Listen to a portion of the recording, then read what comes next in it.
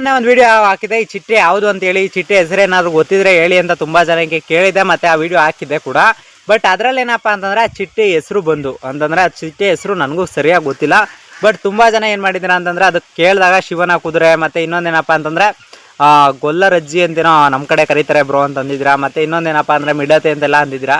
But ಕ್ಲಿಯರಾಗಿ ನನಗೂ ಗೊತ್ತಿಲ್ಲ. ಅದು 2 ವರ್ಷನ ಐತೆ, ಅಂದರೆ ಈ ವರ್ಷ ನೋಡ್ಕೊಳ್ಳಿ. ಅಂದರೆ ಮೊದಲನೇ ವರ್ಷನೂ ಹಸಿರು ಕಲರ್ ಇದ್ದು ಹಸಿರು ಕಲರ್ ಬಂದಿತ್ತು. ಬಟ್ ಇದರಲ್ಲಿ ಏನಪ್ಪ ಅಂತಂದರೆ ತುಂಬ ವಿಕಾರ ಅಂತಂದರೆ ವಿಚಿತ್ರ ವಿಕಾರ ಅಂತ ಅನ್ಬೋದು. ಬಟ್ ಯಾಕಪ್ಪ ಅಂತಂದರೆ ಅಷ್ಟು ಏನಂತಂದರೆ ಇದು ಒಂಥರ ತರಗು ಅಂತಂದರೆ, ಈಗ ನಮ್ಮದು ಗರಿಕೆ ಇರ್ತದೆ ಗೊತ್ತಾ, ಗರಿಕೆ ಒಣಗೋದಾಗ ಯಾವ ಥರ ಇರುತ್ತೆ ಆ ಥರ ಇರುತ್ತಿದ್ದು ಅಂತಂದರೆ ಇಲ್ಲಿ ಸೈಡಲ್ಲಿ ಕಾಣಿಸ್ತಿದೆ ನೋಡಿ, ಆ್ಯಕ್ಟಿವ್ ಆಗಿದೆ. ಬಟ್ ಆದರೆ ಬದುಕೈತಾ ಸತ್ತೋಗೈತಾ ಅಂತ ನೋಡೋಕೆ ಹೋದಾಗ ಬದುಕೈತಿದು ಅಂತಂದರೆ ಇದು ವಿಕಾರ ಅಂತಂದರೆ ವಿಚಿತ್ರ ಅಂತನೂ ಬರೋದು. ಅಂದರೆ ಪ್ರಕೃತಿ ವಿಚಿತ್ರ ಅಂತೀವಲ್ಲ ಆ ಥರ. ಅಂತಂದರೆ ಎಲ್ಲ ಏನಂತಂದರೆ ಈಗ ನಾವು ಗರಿಕೆ ಹುಲ್ಲು ಒಣಗೋದಾಗಿರುತ್ತಲ್ಲ ಆ ಥರ ಇದ್ರ ಫುಲ್ಲು ಬಾಡಿ ಇರೋದು. ಅಂತಂದರೆ ಕಣ್ಣೆಲ್ಲ ಆಯಿತು, ಬಾಡಿ ಎಲ್ಲ ಆಯಿತು, ಏನಾಯಿತು ಎಂತಾಯಿತು ಅಂತಲೇ ಗೊತ್ತಾಗೋದಿಲ್ಲ.